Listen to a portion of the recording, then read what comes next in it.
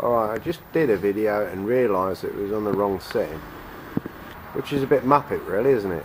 You know, you've got to be a bit of a muppet to be get it on the wrong setting. I had it on, that's why the moon friggin' looked like the bloody sun, and you couldn't see any detail because I had it on fucking small things, you know, when you take a picture of something small. So I've changed it to nighttime setting, which is pretty clever of me, isn't it? Anyway, yeah, muppet. So here we go, let's zoom in on this bad boy. It looks pretty much like a sun again, isn't it really? Come on. Work with me, not against me. Come on, there we go. Alright, we can zoom in a little bit more. I don't know whether this is going to look different on the laptop, or it's just going to look like another dimension there, really, isn't it? You could almost climb through that hole in the darkness and appear somewhere else, couldn't you? There you go, maybe that's how interdimensional travel works. Possibly. Possibly not. Alright, so where was we? Yeah, we were talking about the moon. Look at all these clouds coming in as well. The sky is absolutely fantastic tonight. It was beautiful last night as well. I was out the whole night just watching. So yeah, like I say, I'm going to keep this one a little bit shorter because I don't know whether it's worth it or not. No one gives a fuck anyway, do they really? I do. I give a fuck. No one else seems to, apart from the few. But that, hopefully that camera picks up. I've got it on the nighttime setting now. Me, the rainy soul. But we get there in the end, don't we? It's all trial and error. Look at that cloud passing by. It's just like John Landis, isn't it? Blue moon. Blue moon. You saw me standing. Yeah, it's bizarre. I mean, I see all this all the time. Everybody else is inside watching TV. And I just sit out here and I look at... I had an Ursa Major, obviously, over to my left-hand side. I can't pan round because the wall's in the way, but... So we've got Ursa Major, and obviously that's leading to our North Star. And then when the trajectory of the planet or the sky moves, what came up last night was Orion's belt. To see that is absolutely fantastic. It's always good to see Orion's belt done up as well, looking good. And then we've got Ursa Minor, which when you look through the binos, it's just amazing, Ursa Minor, because there's so many stars sort of that make it up, and behind it you don't see it due to yeah, well, like I say, when you look through something like a pair of binos or obviously a telescope, it gives you a lot better view, and it emphasises the ambient light within the sky, which is the other stars. And what's the other constellation that pops up every now and again? Well, which is there all the time basically, but there's another constellation that I know. Anyway, it doesn't really matter to me. Anyway, it's still there. It's all real, so it's real as we make it, isn't it? If we all agree at the same time that all of that exists, we don't worry about the science of it. We just turn around and say, well, look, we have faith that it's there. I mean, there's no freaking aliens flying around sucking my brains out with the straw at the moment, which is pretty good. You know, I don't really see that happening. I think if it were going to happen, then it would have already happened, wouldn't it, really? Anyway, what else we got? Yeah, if we all just agree that, like, the energy that the universe relates to. How we break down the matrix is the vibrations that the matrix makes in order to make up what we call physical within the third dimension. So for instance, if I pan back, or if I were to pan back, we've got trees in the foreground, we've got a wooden fence.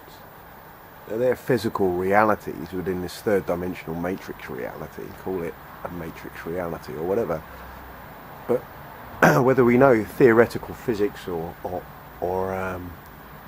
anything like that, whether we know science itself, what we know is it's there, it's part of the illusion, and it's part of the illusion that we all encounter here within the third dimensional reality that we find ourselves within these avatar bodies that we generally sort of inhabit. So realistically, it all comes down to an agreement. Well, we agree that the moon is there.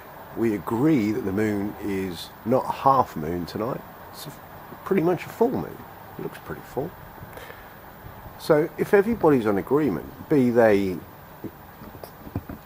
what is it, light or dark, good or evil, black or white, male or female, one-legged, person that's missing an ear, person that works at Sainsbury's, doesn't matter. Doesn't matter who you are. As long as you agree on the physical realities, then the game is played, and it's played between two polarities, and that's polarities of energy. And that energy is basically expressed through the physical realities we find ourselves in and a part of. And of course, as an individual entity, we, through free will and choice, pretty much decide where we find ourselves. Now, some would say, well, no, it's out of my control, it's out of my hands. Well, it's not, because if you step back and you place yourself in a position of calmness, balance, what you find is you can start focusing in on the basics. And the basics are making sure that you as an individual, soul being, yourself, is at ease as much as possible. The old saying is, what you put out is what comes back to you on a universal scale, and that's due to the essence of universal law. So the old saying is, you've got the conscious mind, you've also got the subconscious mind, which is worked on all the time. And you've got the essence of fight or flight as well. So if you're in Afghanistan and a mortar attack could come in at any point, you're going to be in, fight or flight mode. You're going to be in fight mode, aren't you? It's going to be really hard for you to find somewhere where you can sit down, calm yourself down, and meditate and be at calm and peace. But if you were to take yourself out of that environment, place yourself in an environment where it's pretty peace and calm or here. I mean, all I can hear is the cars on the A14, realistically. That's about it. Other than that, not a lot else is going on, and everything seems to be in pretty much harmony. So if I work in conjunction with the vibrations that are being given off by a universal effect at this moment in time, I myself can find harmony in my own mindset. And it's mindset, it's your mind, no one else's mind. If I want to drink my cup of tea, I'll drink my cup of tea. If I want to make another cup of tea, I'll make another cup of tea. No one's making that choice but me. Yeah? Okay? But it's my intent that's key. Now, if I want to make a cup of tea, very hot cup of tea, and pour it all over this poor spider that's over there, well, the spider was innocent. He was just doing what he was doing. He came out at night and he's looking for his prey. He sat there, and I've just poured hot tea over a spider that was quite innocent, you know, doing his thing. So again, it's what do we do? If my intent is just to boil water and put a tea bag in it, you know, then ideally on a universal scale, you know, it comes back to me. I enjoy a nice PG Tips cup of tea, and I do like PG Tips, I must say. And all is well. I can sit on the blue chair, I can watch the moon, and I'm in harmony, and I'm not pouring water over the spider. If I do that, then something bad's going to happen, isn't it? Something's going to come back and slap me in the face. I'm going to be lying there on me, you know, sleeping on the couch there, and a spider's going to crawl into my mouth, isn't it, or something like that, you know? So what you put out comes back to you. So we, as an individual entity, call it, we've got to take responsibility, both in the physical form, mind, body and spirit, isn't it? It's physically, mentally, you know what I mean? And obviously, you know, it's in the mind, and we've got to control our mind, and we've got to be careful what's placed in our mind, and try and be critical about what it is, and prioritise. What are the priorities? I know there's a lot of worry in the world, and I understand that. Believe me, I understand that. But also at the same time, I've got a responsibility to be able to try and find an element of balance between what could be classed as negative outside influence having an effect on myself. Now, at this moment in time, I wish no harm on anything or anyone. I'm sat here, I'm talking to that camera whilst we look at the moon, which probably doesn't look very good, actually. I hope it does, but anyway, it's real. It's real. It's as real as you're going to get in an imaginary reality. And of course, we make that reality. And it's the collective mind that connects us all. And it's our bio-spiritual interface, that being our body, our physical capacity. What we think is physical is nothing more than particles of energy. When we go back to Einstein's theory of relativity, equals mc squared and all that sort of business. Basically, it's simplistic. You are a sentient being, and you find yourself somewhere. And in that somewhere reality, third dimensional reality, planet Earth, through the essence of free will, you personally make decisions which have an effect on everything else around you, and everything else around you has an effect on you. So the essence is balancing the energies so you can operate according to... There's a bad smell of gas there. Okay, that's the heating.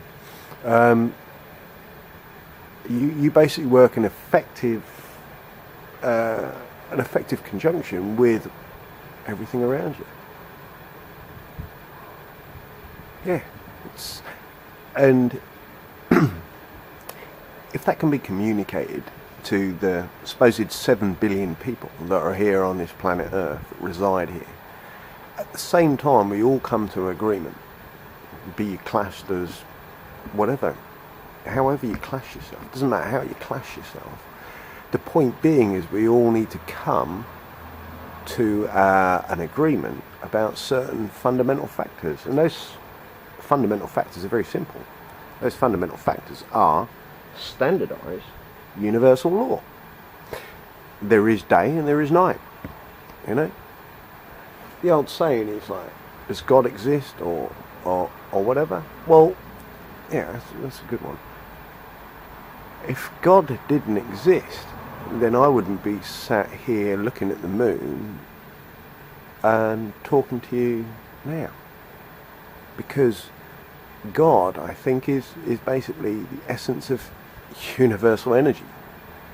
And the God mind is everything that is a part of that, which is through bio-spiritual interface. So realistically what we're looking at is to heal the earth is to heal everything that's on it. And how do we do that? We do that through the essence of communication, acceptance about certain fundamental universal factors, okay? You know what I mean? At the same time we come to agreement and we go, right, okay, we as human beings are creators. We create everything within our mind, you know? Movies like The Terminator and Aliens and Predator, you know? Blade Runner. You know, this is... you have a film like Blade Runner that's thought up. It's a thought in someone's head and it becomes a reality and affects almost the majority of people on Earth. A film. Why do you think Hollywood is so powerful?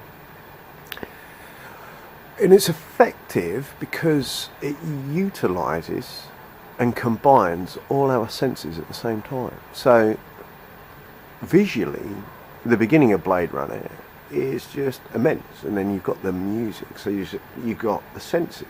You've got visually, okay, the illusion, yeah, the Hollywood illusion, call it, or the illusion that's put in front of us on a screen, okay.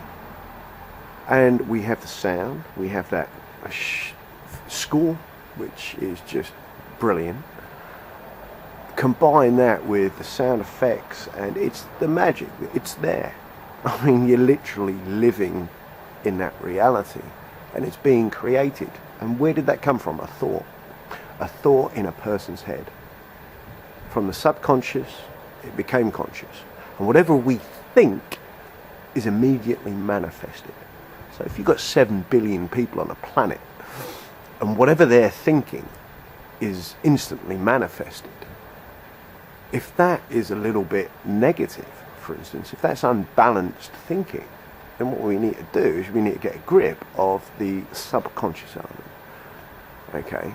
And the best way to do that is through exposure. Nothing can survive complete exposure. And the old saying is, nothing is ever new under the sun. It's just reinvented. Well, what we can do is reinvent the very reality working in conjunction together.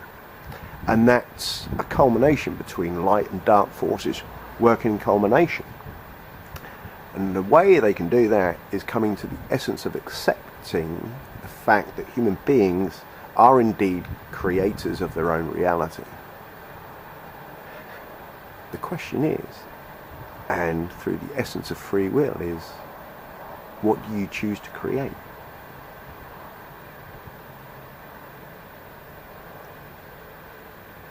And that's the question, isn't it? What do you choose to create? And how do you go back to basics? Going back to basics is looking at the moon, accepting that it's there, whether it's a platform, whether it is Star Wars and it's the Death Star, you know what I mean? Whether it is or not doesn't really friggin' matter. What matters is the fact that it exists and we can accept that. And whether you're light or dark, doesn't matter. The fact is it's there. And inshallah, God willing, or God's willing, or however you want to put it, tomorrow the moon will go down and the sun will come up, and there'll be the sun.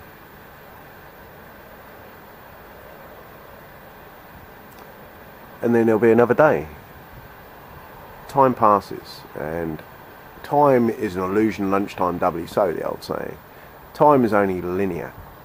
Time is only relevant if you think about it. Other than that, it's not really relevant. Whether it's light or dark, it doesn't really matter.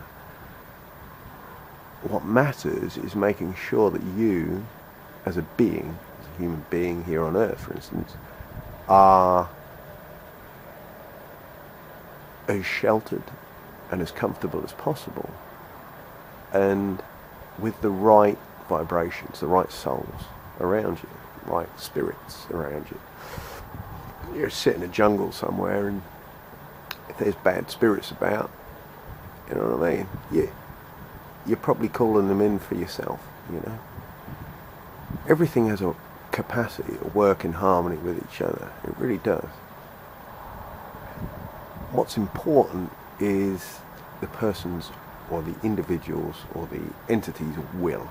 And it goes back to the old chestnut, Aleister Crowley, and respect to him, you know what I mean? It goes back to the essence of will. Thelema, I think he called it. And I think in Greek, if you look at the word thelema, it basically means will. And it goes back to the essence of will, force. So how does a human being take their power back? Or how does an entity take their power back? You know, be it, I mean, we're here on Earth, so I'll say, how does a human being take their power back? They take their power back by realising that they hold all the power in the first place. And that power resides within the collective. But it's through the collective that we must find this balance that ideally would serve everybody a little bit more beneficially than, say, the off balance we got at the moment. There's a reason why both polarities exist, because if they didn't, then we'd just be stuck there like a moon in the sky, but it doesn't move and it doesn't shine. There has to be everything in between as well. So within the two polarities, call it light and dark, love or hate, or love or fear, or whatever. The point being is that every other reality exists between that, and that's where we get the essence of the yin and yang. And what we're seeing there is light cannot exist without darkness, and darkness cannot exist without light. But there's also another saying, which is darkness itself is basically the the lack of light that's there. So it's not a lack, that's a really bad word to use. When something's not there, if I'm not there, I'm somewhere else. You get it, you get what I mean. Basically, darkness is there. And if you close your eyes, it goes dark, doesn't it? No matter where you are. If you close your eyes, it goes dark, and what you're left is your mind. And in your mind, you can create, because it's the thoughts in your mind. And those thoughts are made up from images. When I turn around and say money, most of you would probably turn around and think of a dollar bill with the pyramid on it. Instantly, and that's sigil magic, that is, but instantly there's an image that's created within your mind, and it's those images that affect us all. Now, images of little puppies and this, that and the other, that's great, that's fine. But if you were looking at little puppies every day, you'd go probably insane. So you also need, like a race car crashing and stuff like that. You need stuff that, most of the time they survive nowadays, because they're very good at that. But what I'm talking about is there has to be all these divides in between these two polarities, and we have to accept that there are certain factors. We have to accept the fact that there is light and darkness. If you accept that fact, then you can come to terms with certain things on the individual scale. And then it comes down to self-control, because in the end, it's about selfhood. And it's about controlling, hopefully, your capacity to be able to balance. There is never necessarily the element of full control over something, but there is a capacity of balancing, and through balance you can then guarantee control, but it has to be through the essence of free will. So the majority can make a decision, can't it? If everybody's communicating at the same time and everybody sits there, 7 billion people on the earth, and they make a decision. They make a decision to either evolve or unfortunately, it looks like it's not looking good for mankind here on Earth, because there's all kinds of negatives that are coming in, you know, things like World War III or CERN opening the veil up and everything coming to fruition like that. If we make a choice and say, well, it's a possibility, we don't really want World War III, we had 1 and 2, and where did that get us? Fucking nowhere, realistically. What we have is an Earth. We should push it to maximum potential, man. And if we combine the knowledge, and it's an infinite reality. So if things are infinite, then it's an infinite amount of knowledge that can be combined, and through that will create all those realities, those wishes that, say, the powers that are in control want. But first off, they also need to come to acceptance, and they need to also work in conjunction with the other path, which is, call it, say, the light path. So light and dark can work together. Dogs and cats, you know what I mean? They can work together. I've seen it happen. I've seen a dog lying there and cat lying on the belly of the dog, purring away. It does happen. It can do. It's control of energy, and it's controlling the vibrations that are around us. And like I say, harmony has existed here and there. I believe that. I believe that I think mankind, or however you want to call it, I think we had our shit together at one time, but there's always been this division. And it's division that, I don't know, it becomes boring. It becomes non-relevant, but completely relevant at the same time. If both polarities exist, then there's always the opposite. If we have matter, we also have antimatter. Okay? So, if we live in an infinite capacity, an infinite reality, and everything that we think is manifested instantly, if we're careful about what we think about, we can then have a balanced capacity of manifesting something that can work in conjunction with natural universal law. And hopefully that gives us a better chance to work in conjunction and understand. It's understanding. The old saying is, knowledge will set you free. And it's true. Knowledge is key. Knowledge also is power. But remember, the power itself is not necessarily physical. It's not necessarily mental. Power resides within reality itself. It's just energy. And we're a part of that energy, and we all interact with it at the same time. Now, at this moment in time, whoever hears what I'm saying now, whoever it may be, it's up to them to, through the essence of free will, make up their own mind. But what I'm trying to say is basically, kiss. Keep it simple, stupid. Anyway, it's going to run out now, so I'm going to end it there. But just some thoughts from a Jigger's point of view anyway. Love to you all.